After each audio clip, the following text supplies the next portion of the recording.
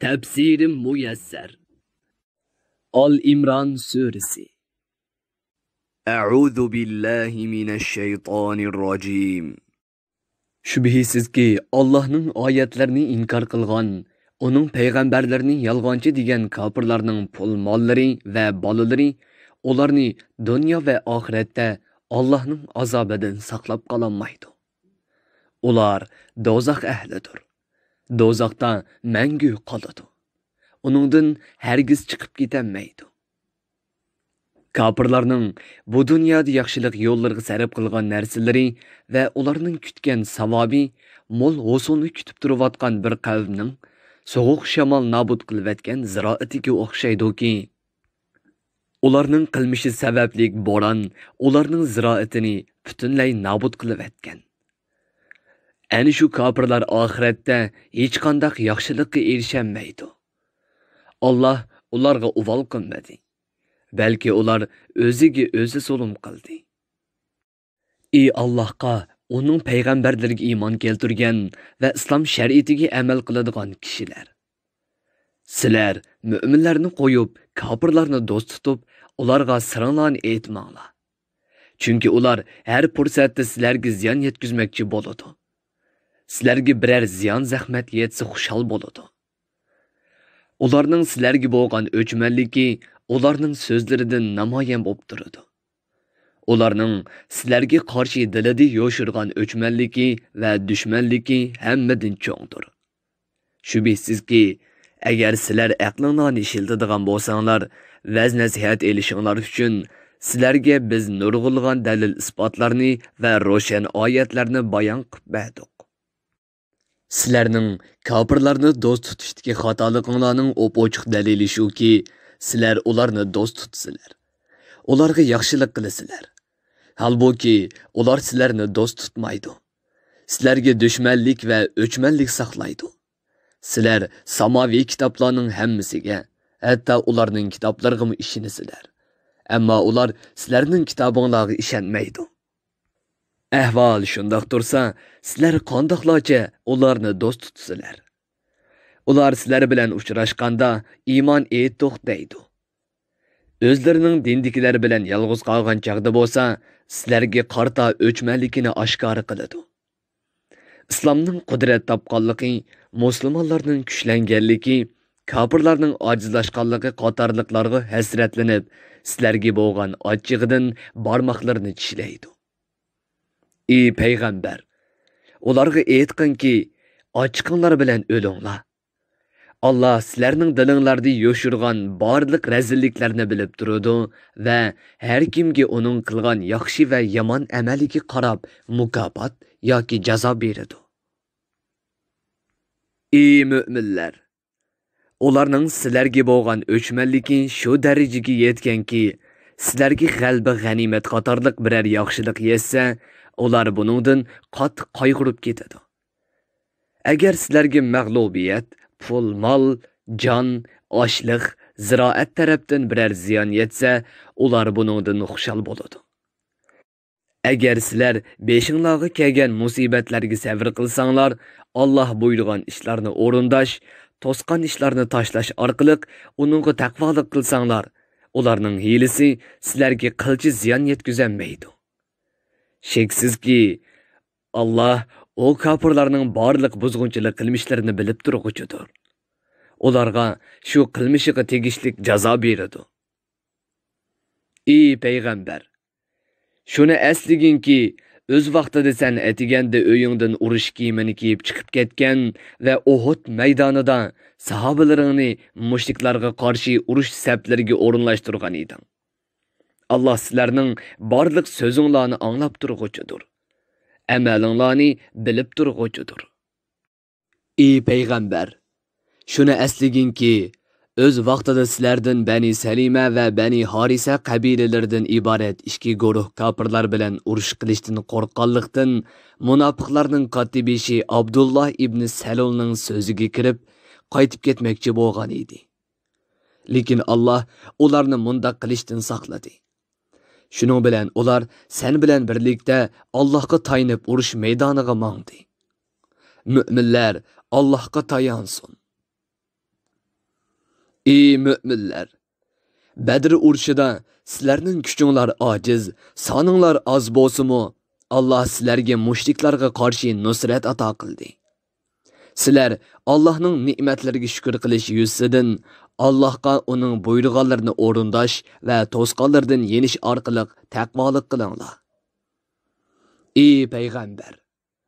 Badr urushida sahobalaring duchor bo'lgan ahvolni eslaginki, o chaqda ular mushriklarga kelgan yordamdan qattiq andishiga tushganda, bizdan kelgan vahiyga asosan sen ularga Rabbinglar sizlar bilan birga bir safda urush qilish uchun osmondan yer yuziga 3000 farishta tushirib yordam bersa, ya'ni yetmamdu degan eding.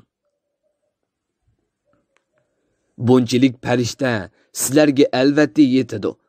Sizlarga yana bir bishorat shuki, agar sizlar dushman bilan elishishda chidamchanlik ko'rsasanglar va Allohning buyurganlarini o'rindab, to'sqanlardan yenib taqvolik qilsanglar, Makkaning kofirlari sizlarni yo'q qilib etish uchun darhol hujum qilib kelganda, Rabbinglar sizlarga 5000 farishta bilan yordam beradi. O farishtalar o'zlarini va otlarini ro'shan alomatlari bilan farqlantirib turadi. Allah farishtalari bilan madad berishni faqat sizlarga xush xabar bo'lsin va Allohning yordam beradiganligiga dilinglar xotirjam bo'lsin deb qildi. Yordam va madad faqat hammadan g'olib, qat'iy yengilmaydigan, barliq tadbirlarda va hamma ishida hikmat bilan ish qilguvchi Alloh tarafidan keladi.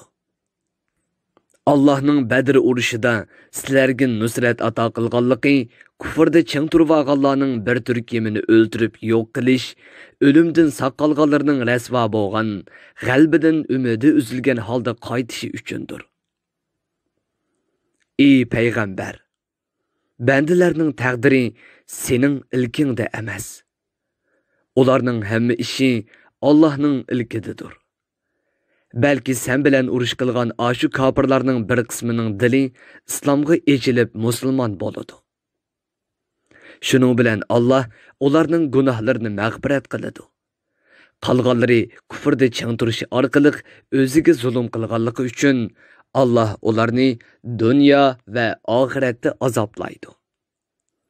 Osmonlardagi va zimindagi mavjudotlarning hammasi faqatla Allohning mulkidir.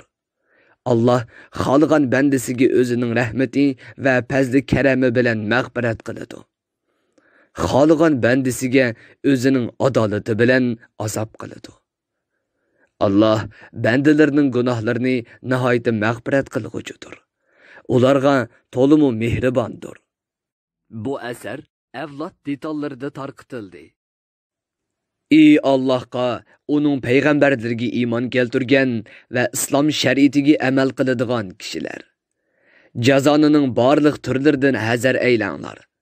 Qarz berganda asli pulinglarning ustidan ozroq bo'lsa-mu foyda olmanglar. Bunda qilish sheksiz haromdir. Har qitim qarzni to'lashning vaqti kelganda, sizlar qarzning ustiga hassilab qo'shib oladigan o'simga nima deysizlar? Bu albatta qatmuqat harom yeganlik emasmi? Dunyo va oxiratda nijotlikka erishishinglar uchun Allohdan qo'rqinglar. Kofirlar uchun tayyorlangan dozoqdan saqlaninglar. Ey mu'minlar, rahmatga erishinglar va azobdan saqlanishinglar uchun Allohning buyurganlarini o'rindash, jazoni yeyish qatorliq Alloh ma'ni qilgan harom ishlardan yiroq turish orqali Allohga itoat qilinglar. Payg'ambarning yo'liga ergashish orqali uningga itoat qilinglar. Rabbinglarning katta mag'firatiga erishinglar va taqvodorlar uchun tayyorlangan kengligi osmon ziminchi keladigan jannatga kirishinglar uchun Allohga va uning payg'ambariga itoat qilishga oldiranglar. Taqvodorlar pul mollarini boyashotchilikdimi, qisinchilikdimi Alloh yo'lida sarf qiladigan, ochiqqa sabr qilib o'zini besib olaydigan, o'ziga zulm qilganlardan o'ch ilishga kuchi yetadigan turib, ularni kechiralaydigan kishilardir. Alloh mana mushundoq yaxshilik qilguvchilarni do'st tutadi. Ular biror cho'ng gunoh qilib qolsa, yoki odatki gunohlar bo'lsa-mu sodir qilib, o'ziga zulm qilib qolsa, darhol Allohning va'dasini va ogohlantirishini esiga olib, gunohlari uchun mag'firat tilagan holda Allohga qaytadi. Ular gunohlarni Allohdan boshqa hech kimning mag'firat qila olmaydiganligini aniq biladi. Shunga ular gunohni davomlashtirmaydi. Tavba qilsa, Allohning albatta mag'firat qiladiganligini biladi. Ashu katta sifatlarga ega kishilarning mukofoti Rabbining ularning ayiblarini yo'gishi, gunohlarini mag'firat qilishidir. Ular qasrlarning va dal daraxtlarning ostidan o'sanglar eqib turadigan jannatlarga kiradi. Ular bu jannatlarda mangu qoladi. Uningdan hargiz chiqarilmaydi. Yaxshi ish qiluvchilarning erishadigan mukofoti nima degan yaxshi. Allah Uhud urushida talofatga uchragan mu'minlarga xitob qilib, ularga tasalli bergan holda mundoq dedi: Sizlardan ilgirimi ko'pligan ummatlar o'tgan. Ularning orasidagi mu'minlar kofirlarga qarshi jihad qilishi bilan sinalgan va oxirgi g'alaba yanada mu'minlarga mansub bo'lgan edi. Shunga sizlar Allohni va uning payg'ambarlarini inkor qilgan kofirlarning oqibatidan ibrat olish uchun yer yuzini kezinglar. Bu Qur'on insonlarga bayondir. Haq yo'lning yetakchisidir va Allohdan qo'rqadigan taqvodorlarning dillarini yumshatadigan vaz nasihatdir. Vaz nasihatning taqvodorlarga xos qilinganligi Qur'ondan manfaat oluvchilarning faqat shular ekanligi uchundir. Bu asar avlod detallarida tarqitildi. Ey mu'minlar, agar sizlar Allohga va uning payg'ambariga haqiqiy ishonadigan bo'lsanglar, dushmanlaringlarga qarshi jihad qilishda ojizlik qilmanglar. Uhud urushida yetgan talofatdan mayuslanmanglar. Sizlar g'olibsizlar. Oxirgi g'alaba sizlarga mansubdir. Ey mu'minlar, agar sizlarga Uhud urushida yordanish yoki o'ldirilish degandek talofat yetib, g'amkin bo'lgan bo'lsanglar, mushriklarga mu Badr urushida yordanish va o'ldirilish degandek o'xshash talofat yetgan edi. Allah bu kunlarni insonlar orasida aylantirib turadi. Shunga bir qitim g'alaba, yana bir qitim mag'lubiyat yuz berib turadi. Albatta buningda hikmat bor. Allah buning bilan o'zining ilmiy azalida yezilgan narsani o'tirg'i chiqaradi.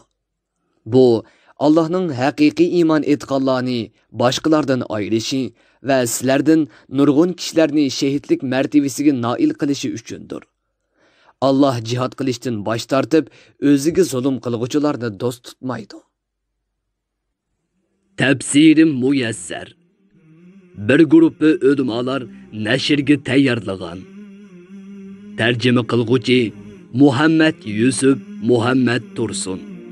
Muharrir Abdurrahim Davlat. Korrektor Abdulaziz Oqxon. 2020-yili yanvar 1-nashri. Teklimakan Uyg'ur nashriyoti tarafidan nashr qilingan. Mikrofon oldida İmran Abdug'ani Sadai. Bu asar avlod detallarida tarqitildi.